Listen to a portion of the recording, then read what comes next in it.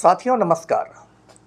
पटना बिहार से मैं Amitabh Kumar Das, IPS 94 batch, और आप देख रहे हैं मेरा अपना YouTube चैनल दास बोले बिंदास। क्योंकि जब बुज़दिलों ने मुंह में दही जमा लिया हो तो दास का बिंदास बोलना ज़रूरी है। साथियों, आज मैं बात करूंगा कि पटना की सबसे खूबसूरत इमारत सुल्तान पैलेस को बचाया जाना क्यों ज़रूरी है। लेकिन सुल्तान पैलेस की कहानी जानने के पहले सर सुल्तान अहमद को जानना जरूरी है। सुल्तान अहमद की पैदाइश पटना के पास के जहानाबाद ज़िले में हुई थी और वे उन शुरुआती बिहारियों में थे जो कानून की पढ़ाई करने के लिए लंदन चले गए थे। उन दिनों लंदन जाना कोई आसान काम नहीं था। आज की तरह हवाई जहाज़ नहीं थे, पानी के जहाज़ से जाना पड़ता था जिसमें कई हफ्ते लगते थे। एक बहुत मुश्किलों भरी समुद्री यात्रा हुआ करती थी। तो सुल्तान अहमद लंदन पहुंच गए कानून की पढ़ाई के लिए। उनके साथ एक और बिहारी गए थे, सच्चिदानंद सिन्हा, और ये लोग लंदन में रहते थे और इन लोगों ने एक छोटी सी संस्था भी बना रखी थी हिंदुस्तानियों की, जिसमें कभी कभी गांधी जी भी आया करते थे। लंदन से लौटकर सुल्तान अहमद ने वकालत शुरू की, बहुत बड़े जाने माने वकील बने और आगे चलकर वो पटना हाई कोर्ट के चीफ जस्टिस बने, मुख्य न्यायाधीश बने। सुल्तान अहमद इतने बड़े स्कॉलर थे, विद्वान थे कि उन्हें पटना यूनिवर्सिटी का पहला हिंदुस्तानी वाइस चांसलर बनाया गया। उनके पहले सारे जो VC हुआ करते थे, जो कुलपति हुआ करते थे, वे अंग्रेज़ हुआ करते थे। लेकिन सुल्तान अहमद की विद्वता को देखकर अंग्रेज़ों ने उन्हें पटना यूनिवर्सिटी का पहला इंडियन VC बनाया। सुल्तान अहमद का कद इतना ऊंचा था कि जब पाकिस्तान बना तो मोहम्मद अली जिन्ना ने उन्हें ऑफ़र दिया कि आप पाकिस्तान चले आइए और आप कैबिनेट में जो भी विभाग चाहिएगा वो विभाग मिलेगा आपको, मैं आपको सीधे कैबिनेट मिनिस्टर बना दूंगा। लेकिन सुल्तान अहमद ईमान के पक्के थे। उन्होंने कहा कि हमारे सारे बुज़ुर्ग हिंदुस्तान की मिट्टी में दफन हुए हैं, मैं भी हिंदुस्तान की मिट्टी में ही दफन होऊंगा, और वो पाकिस्तान नहीं गए।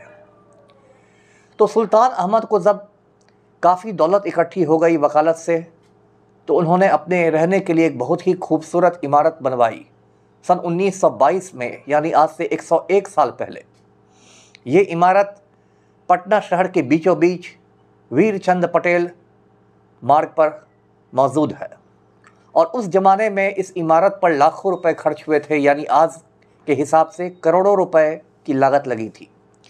सुल्तान अहमद ने उसका नाम अपने ही नाम पर सुल्तान पैलेस रखा और उस शानदार महलनुमा इमारत में वे रिहाइश करते थे। सुल्तान अहमद के इंतकाल के बाद उनके बाल बच्चों ने सुल्तान पैलेस को बिहार सरकार को लीज पर दे दिया, यानी पट्टे पर दे दिया, और बिहार सरकार ने इसे ट्रांसपोर्ट विभाग का, यानी परिवहन विभाग का मुख्यालय बना दिया। ट्रांसपोर्ट विभाग का दफ्तर सुल्तान पैलेस से चलने लगा और उसे लोग परिवहन भवन के नाम से भी जानने लगे। सुल्तान पैलेस जितनी ज़मीन पर है और जितनी ये शानदार इमारत है, ये करोड़ों की नहीं अरबों की संपत्ति है। तो बिहार में जिस तरीके का माफिया राज है, जल्दी ही माफिया की बुरी नज़र सुल्तान पैलेस पर लग गई। माफिया की गिद्ध दृष्टि सुल्तान पैलेस पर लग गई और माफिया ने मुख्यमंत्री नीतीश कुमार को हुक्म दिया कि वो इस सुल्तान पैलेस को ज़मींदोज़ करके, ध्वस्त करके उसे किसी प्राइवेट हाथों में दे दें। और जो बिहार के मुख्यमंत्री हैं नीतीश कुमार, जिन्हें दुनिया पलटू राम के नाम से जानती है, वे माफिया का हुक्म बजाने लगे। और उसके बाद बिहार कैबिनेट ने ये फैसला लिया कि सुल्तान पैलेस को ज़मींदोज़ करके वहाँ किसी प्राइवेट पार्टी से, किसी प्राइवेट कंपनी से 5 स्टार होटल का निर्माण किया जाएगा। तो इस चैनल के जरिए मैं बिहार सरकार के इस तुगलकी फैसले का पुरजोर विरोध करता हूँ। और मुझे होटल से भी कोई एतराज़ नहीं है, यदि होटल बने तो कुछ नुकसान नहीं होगा, लेकिन उसके लिए सुल्तान पैलेस को तोड़ना बिल्कुल गलत है। और इसके लिए एक ही रास्ता है जो मैं लगातार सुझा रहा हूँ कि सुल्तान पैलेस को हेरिटेज होटल के रूप में तब्दील कर दिया जाए। यानी सुल्तान पैलेस ज्यों का त्यों खड़ा रहे, लेकिन उसमें आधुनिक सुख सुविधाएँ लगाकर उसे एक शानदार होटल बना दिया जाए। राजस्थान में इस तरह के बहुत सारे हेरिटेज होटल हैं जो पुराने राजे महाराजाओं के महल हैं, लेकिन उन महलों को तोड़ा नहीं गया, उन महलों को ही हेरिटेज होटल में बदल दिया गया। हेरिटेज का मतलब होता है विरासत, यानी धरोहर। तो इससे विरासत भी बची रह गई और होटल भी बन गया।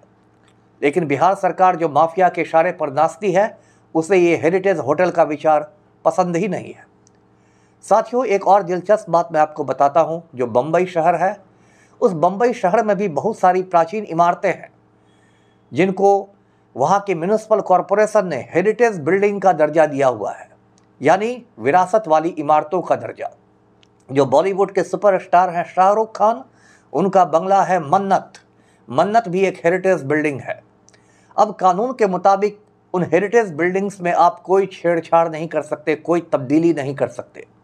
कुछ साल पहले किंग खान ने ये कोशिश की कि वो मन्नत के बंगले में कुछ तब्दीली करे, तो उन्हें तुरंत बॉम्बे म्यूनिसिपल कॉरपोरेशन का नोटिस थमा दिया गया कि आप ऐसा नहीं कर सकते, ये हमारी विरासत है, हेरिटेज है, इसके साथ कोई छेड़छाड़ नहीं होगी।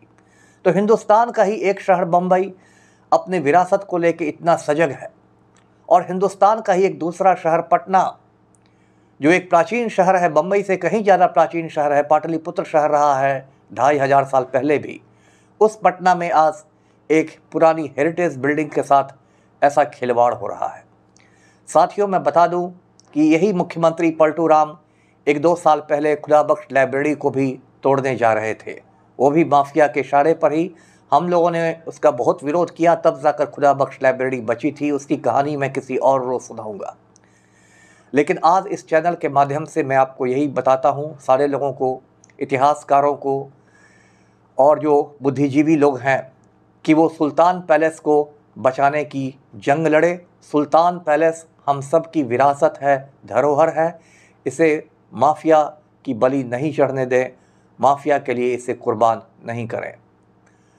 तो इसी तरह की बातें मैं आपको सुनाता रहूँगा। कृपया आप मेरा ये वीडियो चैनल, यूट्यूब चैनल दास बोले बिंदास सब्सक्राइब करें। धन्यवाद। जय हिंद।